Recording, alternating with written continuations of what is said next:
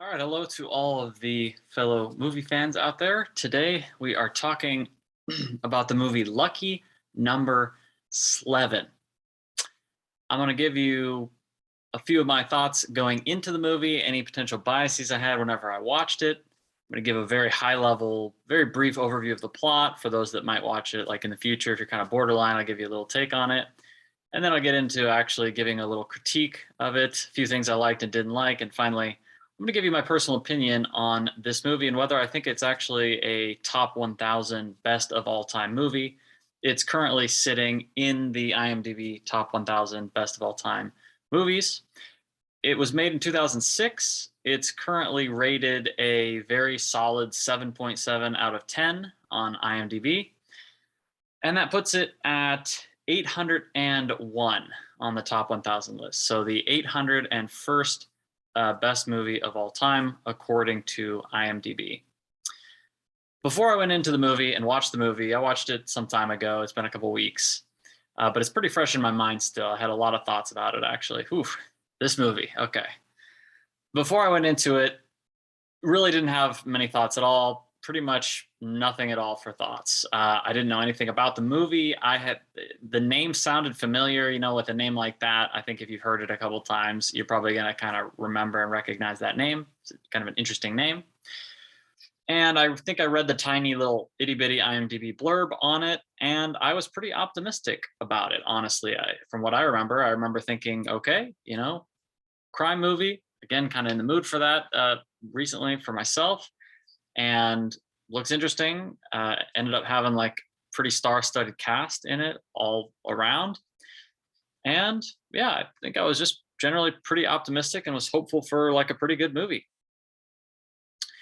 So getting into the plot, to describe the movie at a very high level very quickly, it's a crime movie, a drama. It's kind of like a mystery movie. It's kind of mysterious, like exactly what's going on. There's some mobsters, if you want to call them that, kind of crime lords.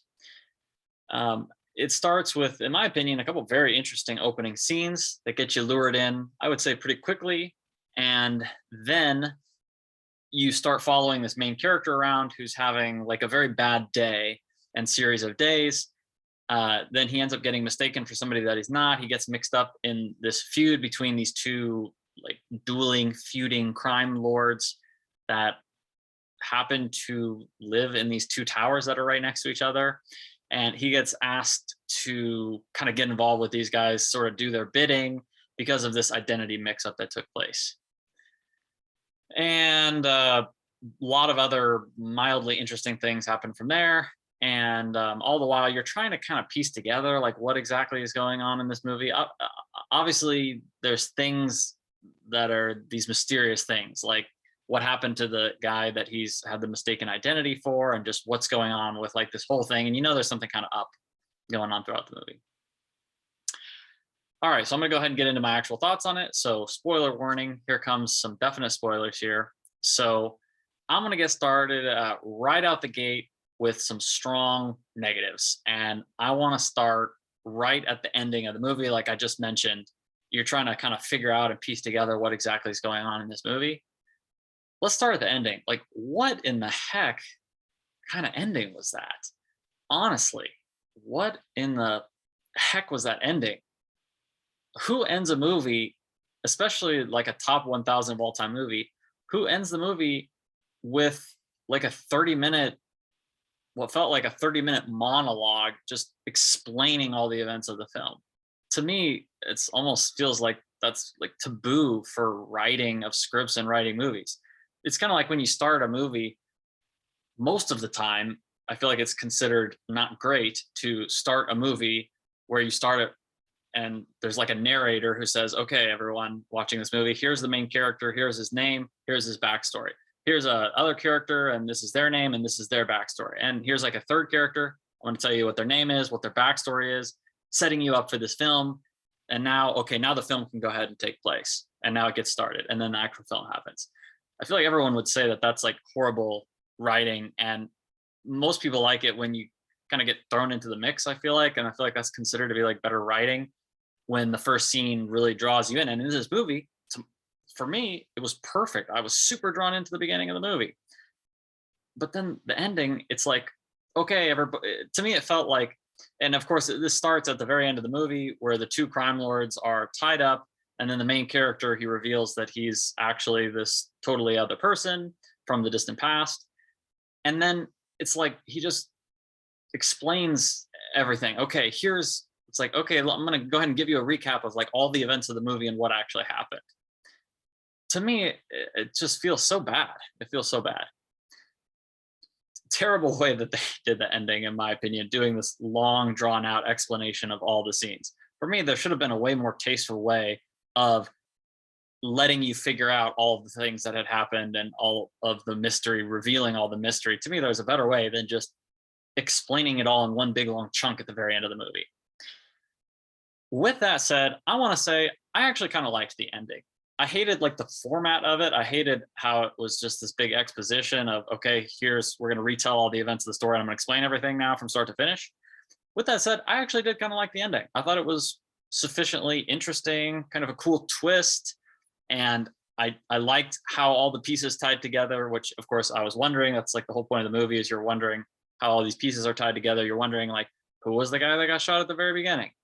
What was the deal with the guy getting killed in the subway at the very beginning? What was the deal with the horses? How does it all tie into all this stuff? How does everything, all the different threads tie into each other and tie together? I actually thought once you get the long exposition of the very end, I actually thought like, okay, kind of interesting, kind of cool, kind of like the ending. Let's get into another huge minus for me, which that's going to be the dialogue of the movie. I almost just couldn't stand the dialogue of this movie. It felt super, super unnatural to me. I actually read a lot of the IMDb comments of the ratings for this movie because afterwards, whenever I watch a movie like this and I feel like it's so bad, but it's rated so highly, I have to know, how am I so off here versus everybody else? And I feel like I read so many of these ratings on IMDb where people were all bashing on the dialogue and saying that the director writer was being like too cute, trying to be really like clever, like overly clever with the way that the people were talking and what they were saying and just everything about the dialogue. So from what I could tell, it didn't seem like anybody liked the dialogue, honestly. I don't know if all the people that rated it super highly, like nobody left a comment on their rating. But from what I can tell, actually, most folks that left a written rating seem to agree with a lot of my points that I didn't like about this movie. And especially like as soon as he meets the first crime boss and he starts talking, I'm just like, what is this? Like, what is he saying? Why is he talking like this? Of course, at that point, I'm already starting to think maybe this is like a parody movie, but of course it's not. And I just felt like this constantly with the dialogue. It just felt so bizarre to me. And the content and the way they were saying it, sometimes the speed of the talking, it was all so bizarre to me. I thought it was frankly just not good at all. So I already mentioned very briefly, for me, the biggest positive of the movie, the thing that I liked the most, I really liked the opening of the movie. And it's sad actually to me because I went in, I feel like fairly optimistic, totally open-minded, knew nothing about it. And then there's the first scene again where the guy gets shot, and there's the second scene where there's that empty subway, and then Bruce Willis comes up in his wheelchair, tells this bizarre story, and there I actually liked the dialogue. It drew me in. It's like, okay, this is kind of bizarre, kind of interesting. Where are we going with this? And I liked the story about the horses and everything. And then there was the assassination of the bookie and the two, I think it was the bodyguards of the bookie. And I was like totally hooked at that point. I was in. I was like, I'm super excited about this movie now. I'm feeling really good about this. I think this is going to be absolutely amazing. This is going to be awesome. Top 1,000 movie. I'm excited.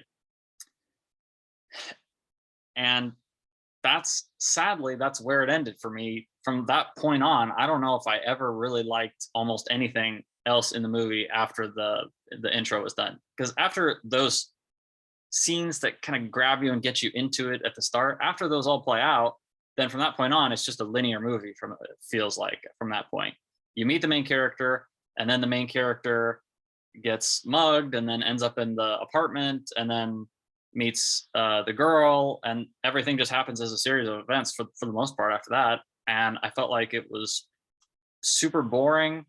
The characters, the acting, I don't know if it was just the dialogue or what, but sadly from there, going back to negatives here, I just didn't really like almost anything else in the movie after that intro. So it's unfortunate. I loved where it was going, and from there it was just kind of bad or maybe mediocre movie in my opinion. Um, Obviously, I'm not going to have the majority opinion here, but that's my frank thoughts. And yeah, again, surprisingly on IMDb, when I read the reviews, I felt like a lot of people agreed with me, which kind of almost surprises me that it's so high up. But I guess, again, there's enough just generic high scores with no comments. Let's do a final specific here. Like the main character, I had no interest in this guy whatsoever. And so was it the acting of the main character that was not good, or was it just that he was stuck in the writing and he didn't know what to do and he couldn't do anything interesting with it? He just plays this ultra generic, just aloof guy.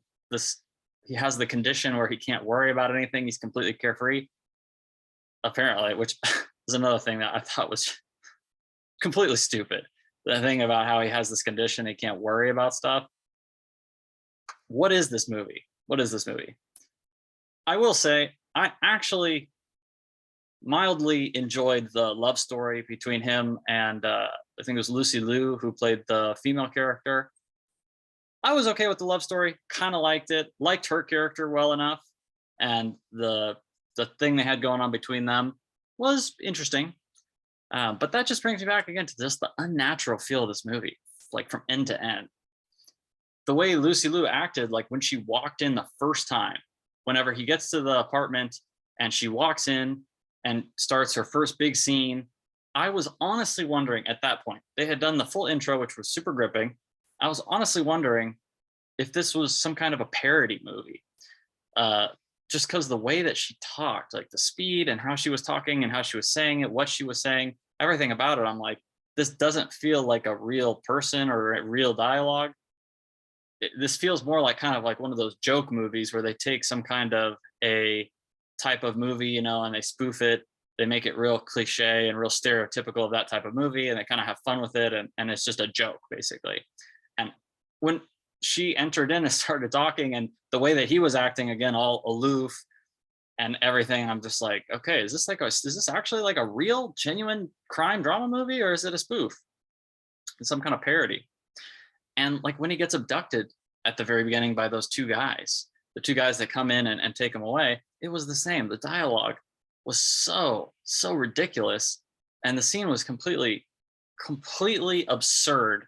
The first abduction scene of him when they take him away, I was really starting to think, okay, this must be some kind of like parody funny comedy film, the way that the acting and the dialogue is going. And I feel like if you're making a serious movie, a serious crime mystery drama, I don't think you should ever have a fairly average Joe movie watcher like myself think it's a parody film, like one of those make fun of these movie stereotype films. Like, oh, okay, we're going to make a film that plays out like one of those stereotypical cliche crime movies and kind of makes fun of it and parodies it. To me, that's a pretty big fail, I have to say. And I felt that way almost the entire time watching the movie after the beginning started. Then you have that ending, and wow. There's also the part of the ending where the girl gets shot and you find out at the very, very end that she actually wasn't killed. Okay, I guess. Wasn't totally blown away by it, but was mildly interesting, and how still there's some mysteries getting revealed at the end there. But overall, you can probably tell I'm ready to give my final verdict on this movie. Is this a top 1,000 movie? In my opinion, absolutely not. Absolutely not. For me, it was rated a 7.7 out of 10. I actually, when I rated it in the system, I gave it a 4. And I honestly don't feel like I was being too harsh at all to this movie. That's how I feel about it. I feel like it's a 4. That's right where it is. Should it be in the top 1,000? For me, absolutely no. But again, this is another one of those movies where I've got to be in like a pretty strong minority opinion on these. So if anybody out there strongly disagrees, please let me know what I got wrong. Let me know, what I missed or how this could have ended up with so high rating, because I do not understand at all. So I hope you enjoyed my take on it anyways. Thanks and see you later. Bye-bye.